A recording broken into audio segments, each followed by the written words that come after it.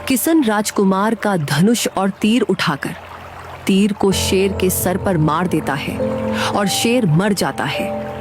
आपने मेरी जान बचाई, आपका बहुत बहुत धन्यवाद। इसमें धन्यवाद कैसा, एक दूसरे को मुसीबत से बचाना यही तो हम सबका कर्तव्य है। जी आपने बिल्कुल सही कहा। वैसे आप हैं कौन? किशन राजकुमार को सारी बात बताता है। अच्छा, तो आप गौरी के पिता हैं। आपसे मिलकर बहुत खुशी हुई। आपको कभी भी कोई भी परेशानी हो तो हमें जरूर याद कीजिएगा।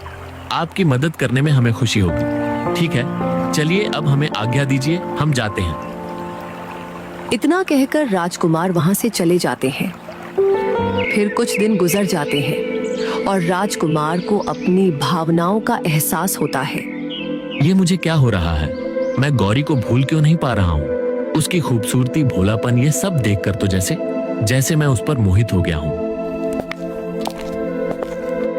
राजकुमार, यह राजकुमार आखिरकार किस सोच में गुम है? लगता है कोई खास बात है। लगता है अब इस बारे में महाराज से ही बात करनी होगी। नहीं, कोई खास बात नहीं है। मैं तो बस ऐसे ही कुछ सोच रहा था। आप पिताजी को मत बुलाइए।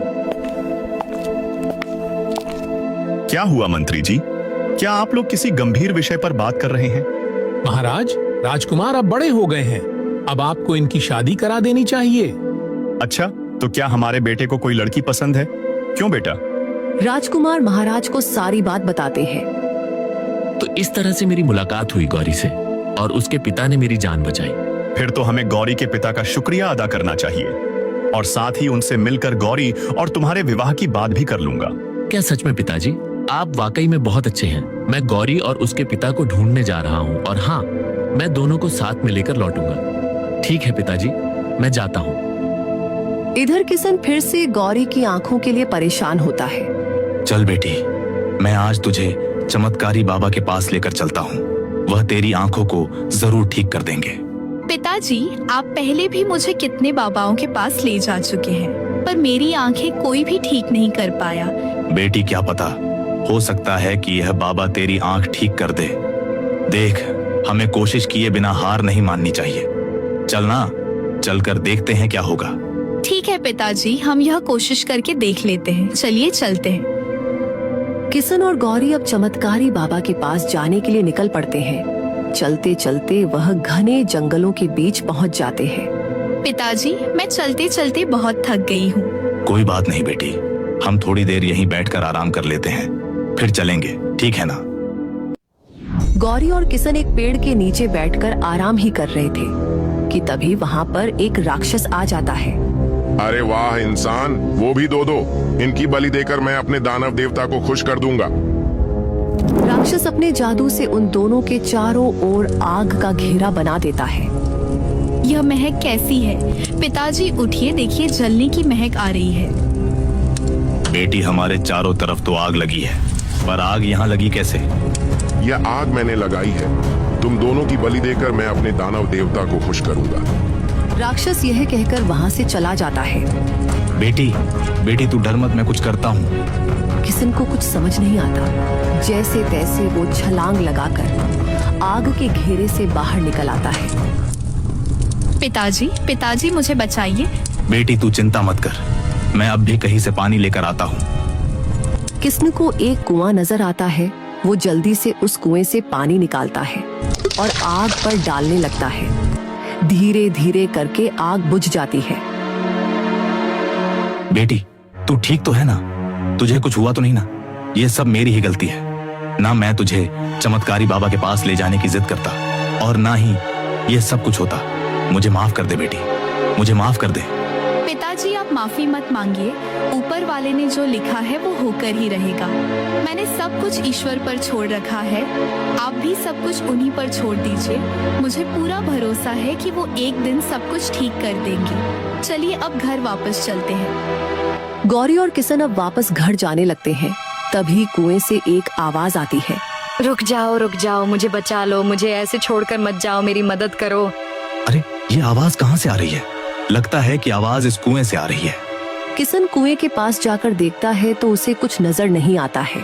अरे, कौन है यहाँ जो हमें आवाज दे रहा है? रस्सी ऊपर खींचो, रस्सी ऊपर खींचो। किशन तुरंत रस्सी ऊपर खींचता है। अरे इस बाल्टी में तो एक सुनहरा रंग का सेब है, पर यह कुएं में आया कहां से? तभी उस सेब से आवाज आती है। मैं एक परी हूँ।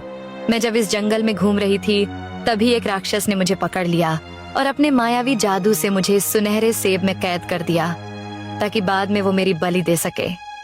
तो अब तुम इस सेब से कैसे बाहर आओगी? अगर कोई एक इंसान बिना छुए बिना देखे सेब को खा ले तो राक्षस का जादू टूट जाएगा और मैं आजाद हो जाऊंगी। किशन कुछ क्षण सोचता रहा, फिर बोला, बिना छुए बिना देखे कोई भला कैसे खा सकता है? ये तो असंभव है। तभी गौरी किशन से बोली, पिताजी, मैं समझ गई हूँ इसका जादू कैसे तोड़ना है। आप इस सेब को उठाकर मुझे खिलाइए। लेकिन बेटी शर्त के अनुसार तो। पिताजी, सब ठीक होगा, बस जैसा मैंने कहा है आप वैसा कीजिए। फिर किशन उस सेब को उठाता है और गौरी को खिला देता है। जैसे ही गौरी सेब खाती है, परी आजाद हो जाती है। तुम्हारा बहुत बहुत धन्यवाद भले इंसान, तुमने मुझे मायावी जादू से आजाद कर दिया। लेकिन बेटी यह कैसे हो गया? इसका जादू कैसे टूट गया? पिताजी, आपने सेब मुझे अपने हाथ से खिलाया और मैंने बिना छुए सेब को खाया। क्योंकि मैं देख नहीं सकती हूँ इसलिए मैंने बिना सेब को देखे खाया है। इस तरह से मैंने बिना छुए बिना देखे सेब को खाया और जादू टूट गया। तुम्हारा धन्यवाद कन्या, तुमने मुझे इस जादू से आजाद किया है, इसलिए तुम मुझसे कोई एक इच्छा मांग सकती हो। परी जी, मेरी तो बस एक ही इच्छा है। मैं अपनी आंखों से दुनिया देखना चाहती हूँ। क्या आप मेरी आंखों को ठीक कर सकती हैं? ठीक है, मैं तुम्हारी इच्छा जरूर पूरी करूंगी।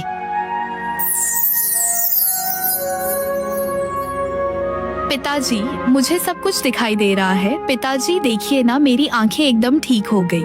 अरे अरे परी जी, आपका बहुत बहुत शुक्रिया। आपने मेरे जीवन भर की चिंता को एक पल में छू मंत्र कर दिया। मैं कैसे आपका धन्यवाद करूं? बहुत बहुत धन्यवाद परी, आप सच में बहुत अच्छी हैं। देखा पिताजी, मैं कहती थी ना कि आप सब कुछ ऊपर वाले पर छोड़ दीजिए, वह सब ठीक कर देगा। और आज देखिए, ऊपर वाले ने परी के रूप में मेरी आंखें ठीक कर दी। गौरी बेटी, तू बिल्कुल ठीक कह रही है। अगर ईश्वर पर सच्चा विश्वास किया जाए तो वह खाली नहीं जाता है। हाँ, विश्वास एक बहुत बड़ी ताकत है। ऊपर वाले ने हम सबको धरती पर एक दूसरे पर विश्वास करके एक दूसरे की मदद करने और अच्छे कर्म करने के लिए ही भेजा है। परी यह कहकर अब आसमान में उड़ती हुई गायब हो जाती है। दूसरी ओर राजकुमार गौरी को ढूंढते हुए उसी जंगल में पहुंच जाते हैं। इतनी देर से मैं गौरी की तलाश कर रहा हूँ, पर अब तक तो उसका कोई पता ही नहीं चला। आखिरकार वह रहती कहाँ होगी? राजकुमार यह सब सोच ही रहे थे कि तभी रास्ते में उन्हें किशन और गौरी मिल जाते हैं। अरे गौरी, मैं कब से तुम्हें ढूंढ रहा था। अच्छा हुआ जो तुम मुझे मिल गई। अरे राजकुमार, आप यहाँ सब कुछ ठीक तो है ना? हाँ, सब कुछ ठीक है। मैं आप दोनों को ही ढूंढ रहा था। देखिए, मैं आपसे कुछ कहना चाहता हूँ। मुझे आपकी बेटी गौरी बहुत पसंद है। क्या आप अपनी बेटी का विवाह मुझसे करेंगे? लेकिन राजकुमार, मेरी बेटी तो अंधी है। क्या आप एक अंधी लड़की से शादी करेंगे? देखिए गौरी की इस एक कमी से मुझे कोई फर्क नहीं पड़ता। इंसान के मन की दृष्टि ही सब कुछ होती है। अपने पिता की बात सुनकर गौरी चुपके से उससे कहती है, पिताजी, आप राजकुमार से झूठ क्यों बोल रहे हैं? उन्हें क्यों नहीं बता रहे कि अब मेरी आंखों की रोशनी ठीक हो गई है? अरे बेटी, मैं तो राजकुमार की परीक्षा ले रहा था। ये आप दोनों क्या बातें कर रहे हैं? उससे पहले मैं आपको कुछ बताना चाहता हूँ। किशन राजकुमार को सारी बात बताता है। क्या सच में गौरी की आंखों की रोशनी ठीक हो गई? अरे वाह, ये तो बहुत ही अच्छी बात है। हाँ राजकुमार, मैं तो बस आपकी परीक्षा ले रहा था।